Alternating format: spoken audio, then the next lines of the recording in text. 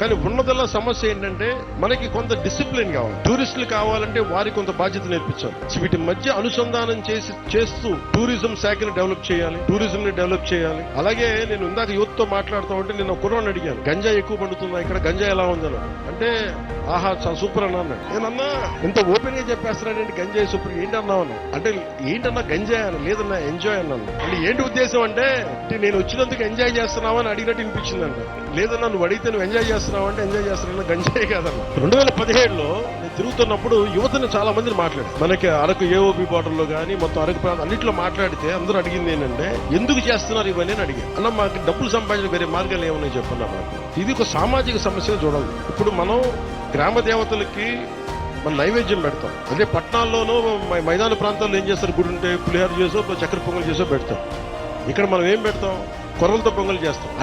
బియ్యం ఉన్న చోట మనం అన్నంతో పొంగల్ చేస్తాం. అలాగే ఇక్కడ ఆచార వ్యవహారాలు ఒక్కొక్క నేలకు ఒక్కొక్క సాంప్రదాయం ఉంది. గిరిజన సాంప్రదాయాల్లో మనకి కళ్ళు పెట్టడం దగ్గర నుంచి మన తల్లులకి, గ్రామ దేవతలకి, అలాగే గంజాయి పెట్టడం కూడా, గంజాయి ఆకుని ఇవ్వడం కూడా అది ఒక సాంప్రదాయం.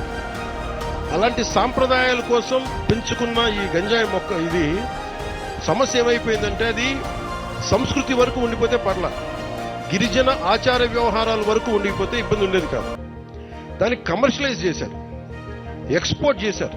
ఎకరాల్లో వేలాది హెక్టార్లు పండించడం స్టార్ట్ అయిపోయేటప్పటికీ ఆంధ్రప్రదేశ్ ఈ రోజున గంజాయికి నెంబర్ 1 క్యాపిటల్ అయిపోయింది. మనం అనుకోవచ్చు ఏం జరుగుతుంది, గంజాయి మనకు మొక్క వేస్తాం పోద్దంటే. దీనివల్ల ఏం జరుగుతుంది అంటే చాలా మంది యువత పాడైపోయి తాగేసి చిన్నపిల్లలకి చాక్లెట్ల రూపంలో ఇచ్చేసి, మొన్న ఈ మధ్యన కడపలో అనుకుంటా టీచర్ మీద తిరగబడి పిల్లలు కొట్టేశారు, గుండె మీద కొడితే చనిపోయారు. దానికి కూడా దీని ఈ మొత్తం మంది ప్రభావం ఉందనేది పోలీసులు ఆ దిశగా కూడా ఆలోచిస్తున్నారు. అందుకని గంజాయి సాగుని మనం నిలువరించాలి. కానీ అలాగే నేను ఆలోచిస్తుంది ఏంటంటే ముఖ్యమంత్రి గారి దృష్టి కూడా తీసుకెళ్ళి దీన్ని ఒక సామాజిక సమస్యగా కూడా చూడాలి. అందుకని టూరిజం మీకు మేజర్ మనీ అవుతుంది. మీరు కనుక టూరిజం ని కనుక మీరు అప్లై చేసుకుంటే, ఉదాహరణకి మనకు 20 గ్రామాలు ఉన్నాయి. 20 గ్రామాల్లో మీరు 2 ఇళ్లు కనుక ఒక హోమ్ స్టే లాగా అదే ఇల్లు బాగా కట్టి, అదే మట్టి బాగా కట్టి కనుక ఇవ్వగలిగితే, ఏమన్నా బయట వాళ్ళు వస్తే 2 రోజులు ఉంటే మీకు డబ్బు వస్తాయి. మీ చిన్న గ్రామాలకి డబ్బు వస్తుంది. మీరు చుట్టుపక్కల ఏదైనా తీసుకెళ్తే మందు మాకులు మనం కూర్చోబెట్టి ఆయుర్వేదిక్ మొక్కలు వేస్తే దానివల్ల కొంటే డబ్బులు వస్తాయి. ఇప్పుడు ఎందాకెళ్ళి ఒక 1000 రూపాయలు 1500 రూపాయలు పెట్టి